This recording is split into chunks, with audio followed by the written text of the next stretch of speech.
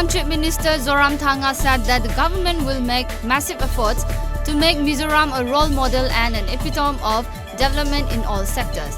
Zoramthanga added that the state government would introduce a unique as well as an unusual system to usher in all-round development.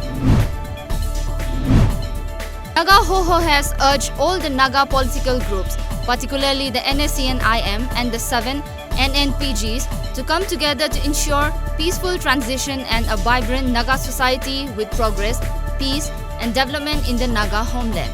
The statement comes amidst the talks between the NSCN-IM and the Government of India to bring a solution to the matter.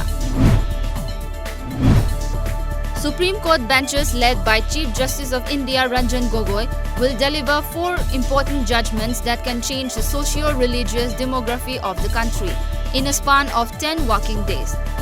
One of the most important judgments the court will deliver is the Ayodhya land dispute case when the Supreme Court resumes work from November 4.